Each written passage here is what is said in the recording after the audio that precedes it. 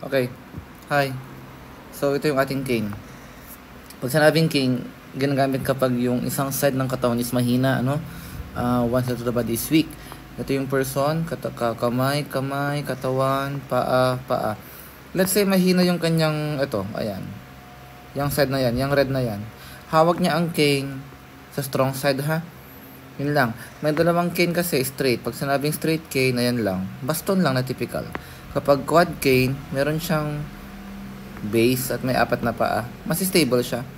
So, remember palagi, cane, weak, strong. Laging mauuna ang devices. Mapa cane, mapa walker, mapa crutch. So, cane, weak, then strong. Ang mangyayari, mauna itong cane. Cane, weak, strong. Tapos, cane ulit, weak leg, strong leg. Tapos, cane ulit, weak leg, strong leg. Okay? Yan sa ating cane. Very good. Okay. Next naman tayo. Ayan oh. Nag-drawing pa ako. May picture pala. Pwede, minsan sa ibang libro pwedeng sabay eh. Cane weak. Tapos, strong. Ayan. O, na. Okay. Cane tsaka weak ang mauna. Then, yung strong na ang next. Then, the next cycle will begin again. Nakuha ba? Yan. Sa ating cane. What about this one? Sa ating walker. Kapag yung isang paa or both legs are weak. Well, sir, akala ko ba kapag cane, isang paa o isang side ng katawan ang mahina, okay lang. Depende naman sa preference ng pasyente eh.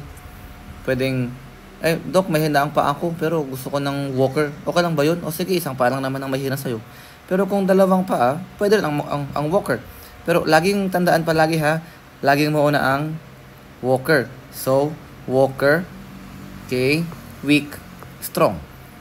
Or, walker, weak, strong. Or pwedeng walker, then weak, then strong. Or pwede nga, yung sabay yung dalawa, walker, weak, then strong. Yan ang ating walker. Next naman tayo sa ating crutch. Alam mo yung crutch? Pag sinabing crutch, saklay. Saklay. Hindi. Ito yun. Pag sinabing crutch, ito siya. Ayan. Hello. Ay. Crutch. Crutch kita.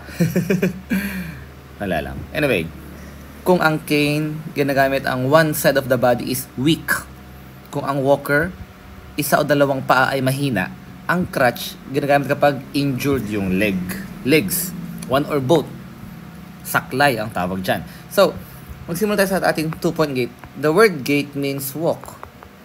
Meaning, you will walk using 2 points. So, ibig sabihin, right crutch and left leg sabay. Tapos, same sa opposite side. Imagine a group of soldiers marching, di ba? Yung right na kamay, tsaka left na paa, sabay sila. And opposite. Ang tsura niya, ayan, o, di ba? Yung right crutch, left leg, tapos maya-maya, left crutch, right leg. Parang cadence, sila ay nagma-march. Nakuha na. Sir, sino mauna? Basta, kung sino yung may injury at yung crutch, pwede namang mauna ang either or, neither nor, wider war. Kasi may support naman yung weak, may support naman yung strong, yung injured leg eh. Okay? 2-point gait. You are walking with 2 points. 1, 2. 1, 2. There's one moment in time na ang nasa lupa ay isang crutch at isang paa. Kaya 2 point yan. You are walking 2 points. Okay? Under 2 point, meron naman tayong swing to and swing through. Napakasimple. Pag sinabing swing to, ayan. Iswing mo yung crutch. Tapos yung paa mo, itapat mo sa same. Okay? Same, let's say, linya or alignment ng crutch. Swing to. Di ba? Napakasimple. Pero kapag swing through, ayan o. Iswing mo yung crutch at lampas yung paa sa alignment or sa level ng ating crutch. That's your 2-point gait sa ating crutch. Pag sinabi namang 3-point gait, you will walk, okay, you will walk using 3 points. Siguro 3 points, 2 crutch yan at isang paa. Meaning, yung injured leg, sorry, punitin. Meaning, yung injured leg mo ay nakataas. For example, ito yung patient, ito yung kamay niya, ito yung katawan niya, Ito yung injured leg niya. Ayan, ayan. Hindi, yan yung good leg. Ito yung kanyang injured leg, o, di ba? Ito yung kanyang crutch. Ayan, kanyang crutch. So, 1, 2, 3. Ito naman, nakataas eh. Or parang nakatiptoe. I told you a while ago, laging mauna ang devices. Parang cane, weak, strong. Walker, weak, strong. Ito naman, crutches, weak, and strong. O, red ink. Crutches, weak, and strong. Ah, okay. Ito itsura niya. O, see? Noona yung crutches, kasabay yung weak, next na yung strong. Pwede namang mauna yung crutch muna, then weak, then strong. Or sa mga ibang sources, sabay yung crutch tsaka weak. Basta ang number 1 rule, mauuna yung ating assistive device. Nakuha ba? Nuggets, chicken! Okay? Ayan. What about this one? 4-point gate. Both legs are affected. Ibig sabihin, maglalakad ka na may 4 na points sa lupa. Okay? So, hindi naman totally weak or not totally injured. Parang kuwan, let's say, hindi pa kaya mag-bear weight ng pasyente sa dalawang paa niya. Kaya dapat yung paglakad niya, 4 points. Pa isa-isang tuldok, pa isa-isang paa. Okay? So, right crutch, then opposite foot, then left crutch, then opposite foot. Paano yun? Ayan. Using the red ink, right crutch, tapos next naman yung itong foot niya, nag-forward. O, see? Ito na yan. After naman nun, yung left crutch niya naman, left crutch, dumiretso. Siyempre, opposite leg, dumiretso dito. O, diba? If you will focus here, 1, naging 2 ni sila, naging 3, ito naman, dumiretso, naging 4. O, diba? Yan sa ating 4-point gate. Remember, mas severe ang injury sa paa, 4-point gate. Tapos, let's say, moderately injured yung paa niya, 3-point gate. Pero if the patient can now bear weight on both legs, pwede siyang mag 2-point gate. It will depend sa severity ng injury niya, ha? Okay, ito naman isa. Upstairs, laging tandaan, the good goes to heaven. Okay, the good goes to heaven and the bad goes to hell. Pag paakit ka ng hagdanan, ito yun. Laging mauna muna ang good. So, the good leg can carry the crutch. Okay, the crutches and the weak leg on the same level. Yan ang rule, ha?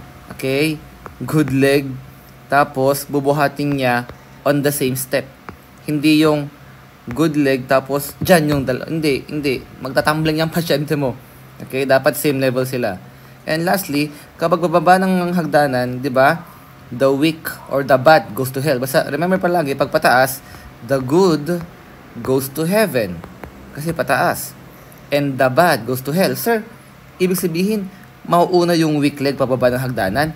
Pero we will take into consideration the number 1 rule na laging mauna ang assistive device. Nakuha ba? So, kasabay ng device ang weak leg. So, weak leg, then strong. Weak leg, then strong. Weak leg, then strong. Basta laging kasabay ni weak leg yung ating strong, ha? So, sa ating crutches, must knows, ayan lang, bawal mag-rest yung crutch sa kilikili ng pasyente too much. Dapat merong 3 fingers width na space between them. Kasi kapag dumikit or nag-rest yung kilikili sa ating crutch, sa rest ng crutch, pwedeng maipit yung nerve called brachial palsy.